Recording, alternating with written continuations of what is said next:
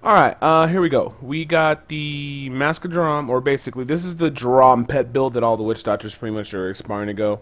I'm looking actually to still get a Doombringer and some other Pacific items, but for the most part, this build's pretty much complete. We got the offhand for the Zunimasa String of Skulls with increased Fetish Army damage. We also have the Zunimasa Shoes with the overall good stats, and we do have the chest. Now, these are level 60 pieces. I'd like to go back and re-roll the Zunimasa tomorrow, but unfortunately, I need lower level components, so I gotta get to work on that. Hopefully I find a level 70 alternative counterpart for it. Now, for the Jade Harvester's Courage, those are just my best decent pants I have for it. Now, later on down the line, I'm actually going to end up using the Hexing Pants of Mr. Yam, but I'll explain in another video how I'm going to utilize that in the pet build. We got physical damage on the Storm Jordan. We have the Royal Ring of Grandeur to reduce the set cost of the Zunimasa String of Skulls. We have Fleeting Strap. We have Task and Theo. And we also have the Ogdol Search.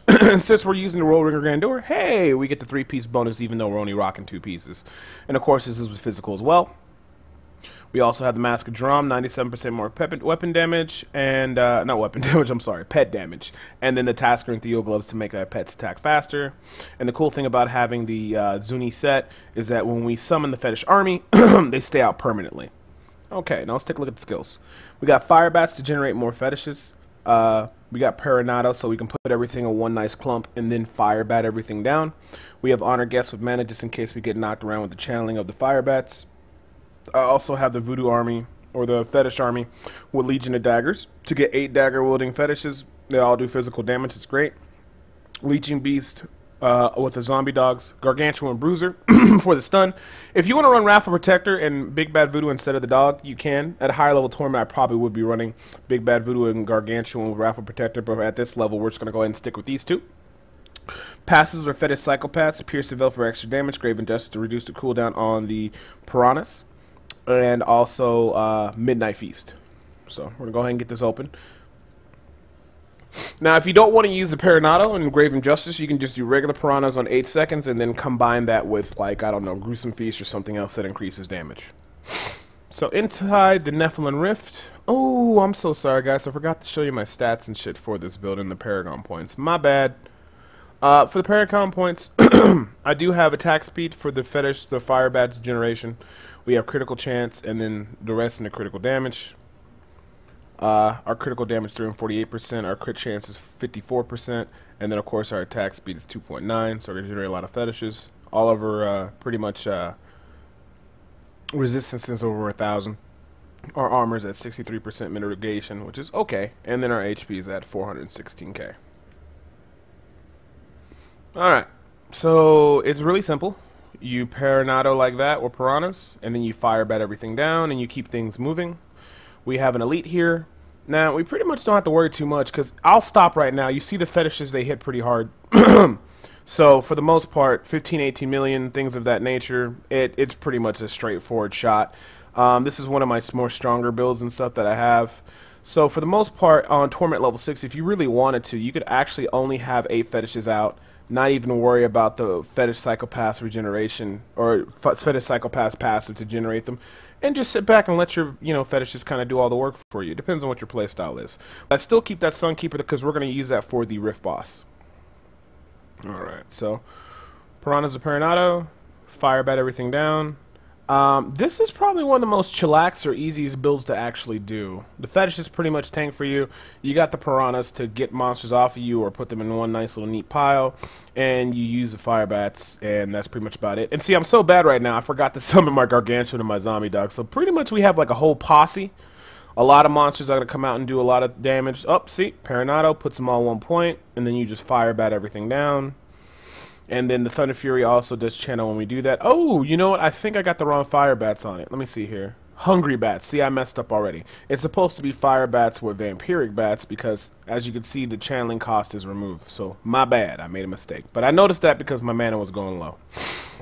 This is probably one of the worst map setups. Hopefully, Blizzard removes this all from all rifts. I really don't like this kind of structuring type from Act 5. But hey, you got to deal with it. So, you pretty much got a chillax, laid-back build. You just Fire Bats, you roll the environment. If you got a Thunder Fury, it's nice because when you channel Fire Bats, as you see, it shoots off extra damage. We got an elite here, so we can either sit back and let our pets do everything and just sit back there and enjoy a nice glass of lemonade, or we can actually get up in a fight with them and, you know, fire bat stuff down. But I really don't worry about that. For the most part, you're generating fetishes and you have all these monsters out so that when you get to an elite, you could just simply just sit back. The only thing you might have to do is cast Peronado. That's it. It's a really straightforward build. Nothing too complex. Pets scale off of physical. You generate the fire. You kill trash mob with piranhas, with Peronado and fire bats, and that's pretty much about it. Now, some people always wonder, well, Debo, how do I increase my chances to get the legendary items, like such as like, you know, the Zunimasa pieces and things of that nature? There really is no secret. The way I got most of my legendaries, in all honesty, was doing Torment level 1, Torment level 2, and then sometimes if I wanted the extra gold, I'd do Torment level 3 and, you know, a little bit nicer golden experience. And just really just doing my bounty runs, and, you know, I do my bounty runs, get my shards, and go ahead and my Riftstone key fragments, and then I'd run and do rifts. And then I just kept doing that over and over, and I got piece by piece by piece by piece. And that's how I got it. Now, for my Zuni pieces from level 60, when patch 2.0 came out, all I did was just farm Act 3. I found the pieces, put them on, or saved them, because I said, you know, at level 70, I bet you I'll be able to, these will come in handy, and they have. And that's all I did.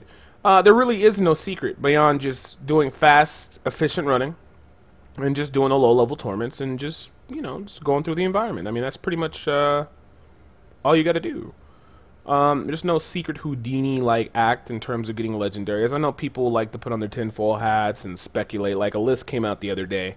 They were talking about the set legendary rates for everything and like that, and people were like, oh my goodness, this changes the game. I'm like, not really. Even if Blizzard hypothetically, when I say hypothetically, had a set drop rate where it's like these items drop lower than these legendaries, it's not going to change your gameplay whatsoever. If you know the drop rates, you're still at the mercy of the game. The only thing that you can really kind of influence a little bit with legendaries is the ones you craft, and also Keldala. That's about it.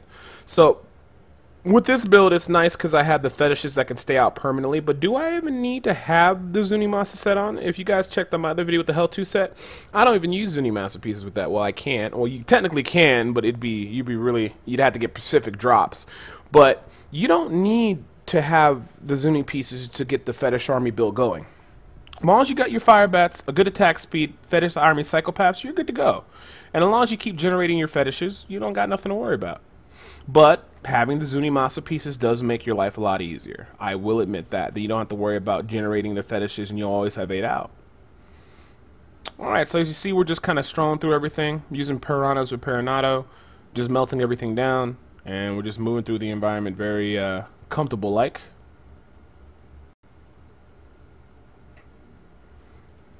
And the only thing I could say that you really can control is that you can kind of control, you know, doing Act 1, getting cash legendaries, because you want to get the Royal Ringer Grandeur. You're going to use that later on for your Witch Doctor for a lot of different builds.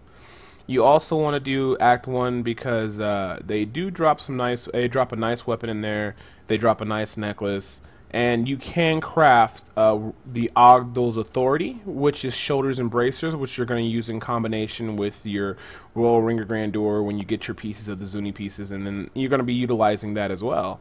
And those are really things that you can only really control. So crafting Ogdal's Authority, getting your Royal Ringer Grandeur from Act 1, those are the things you need to do and wait for your Zunimasa pieces to drop, because by the time the Zunimasa pieces drop, you probably will have all of them unless you're lucky and you just get a lot of pieces in a row, which I actually have seen some people do. Alright, we got an elite here. And like I said, I don't really have to do anything. I can kind of sit back, but sometimes I'll run up and actually just do fire bats anyway and just help out all the mobs and stuff like that, because the fetishes hit so hard. Now, when I get a Doombringer, that's going to be really good, but for right now, the Thunder Fury is not that bad, because when we channel, it shoots out electricity, and plus when we do Piranhas, that also has a chance of shooting out the electricity, so it's better than nothing. Once I get a Doombringer, and I think that's pretty much the last thing I need is a Doombringer as I look at my gear real quick. Yeah, that's all I need is a Doombringer. I'd like to get the level 60 versions of, I'm sorry, the level 70 versions of my Zunimasas, but I'm not too worried about it. There we go. And we got an elite here. And sometimes on T6, you may not even want to be close to elite, but you just stand far back, but your pets do really good damage, and you just sit back and let them take care of everything for you. Because your job is just to generate fetishes and just go through the trash mobs. And when you get to an elite, you step back. And then plus, at a higher level, you use Big Bad Voodoo, Raffle Protector. Most elites just melt very easily at higher level tournaments. So you don't have that much to worry about in general. Let's see here. Where we need to go. We need to go down. So, actually, somebody just asked in the stream because we're doing this live. Is Shard of Hate work well with this? Not really. Shard of Hate is more for cold, lightning, or poison. But if you're using it, let's say like with, I don't know, the Jade set where you use cold damage and stuff, I could see that working. Or using Spirit Barrage, or if you're using it in a build that has poison, that could work pretty well. So here goes another elite. Elite's dead. Like I said, this is one of my better builds. It could do T6, but I'm just showcasing it at T3 to keep it simple.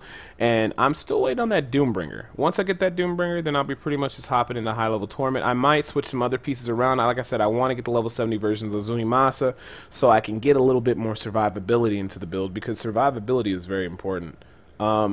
Because you don't want to get one-shotted or insta-gibbed on T6. Or what I might actually do is I just might use Spirit Vessel and take a little bit of a cop-out. But, you know, in the video in the future when I show this build at T6, and we'll see what I came down to the conclusion of.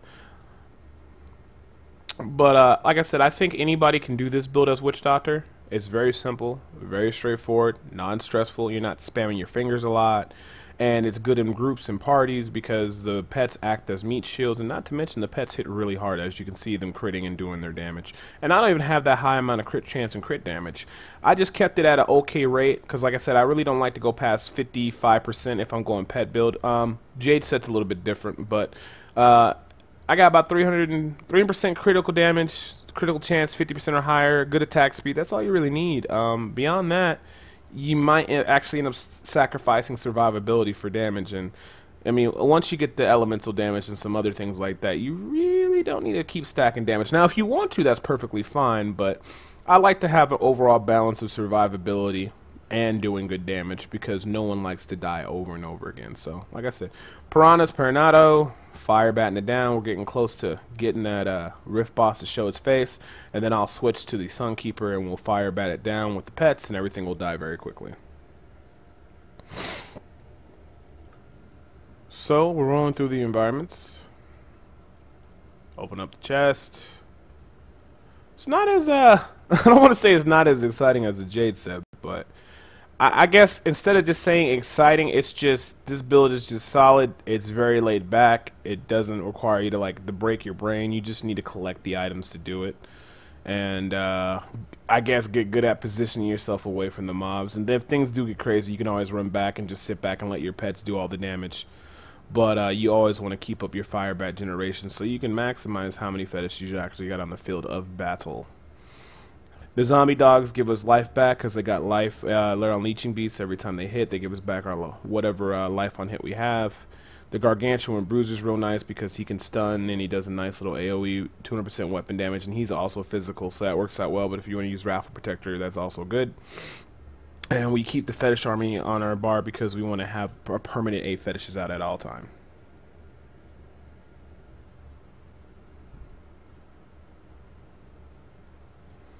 And we're just rolling through, and we got an elite, so I'll spirit walk, watch myself, I'll walk backwards, and I'll just kind of, my pets get frozen, but they'll handle the rest. Oh, and actually pretty much mostly everything is just dying right now. There you go. So the bets are in there doing their job, taking down the elites. And one thing I do like about this build is just having a ton of pets out, more things tanking for you. The only thing that sucks about having a lot of pets out, sometimes they do get clogged up in certain doorways and hallways, but for the most part, it's never bad to have too many pets. And see, once you have a nice attack speed and you have that Zunimasa out, you really can get a lot of fetishes out. So we got that big boss right there. Where's the Rift boss at? Okay, there's Rift boss.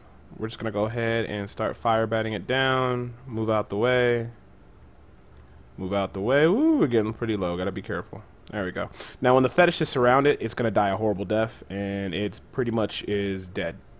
Cool. So, like I said, once you're able to get that many fetishes out, everything just dies pretty horribly. And we didn't even use Big Bad Voodoo or Raffle Protector, so that just goes to show you that fetishes are extremely strong right now. The Mask of Jeram build is very good. It synergizes really well. Getting that physical damage, getting that increased pet damage, getting that increased attack speed, and then just having a ton of fetishes out can just pretty much annihilate any boss. Works anywhere from Torment level 1 to 6. But you don't even need to have the Zuni pieces. You can just generate a lot of fetishes and just have a good attack speed. As long as you have a good attack speed when you're making these fetishes, you don't even need to have the Zunimasa pieces. But the Zunimasa pieces does make it a lot easier because you always have 8 out, and then the ones you always generate. So if you don't have the Zuni pieces yet, don't worry about it. Just make sure you have a decent attack speed. You'll be fine. You'll generate tons of fetishes. You can. I used to have like at least 10 without the Zuni pieces, but now I can have a really big zookeeper or big kind of army out to do all my bidding and stuff like that. And it's just a lot of less stressful when you do have the Zuni pieces.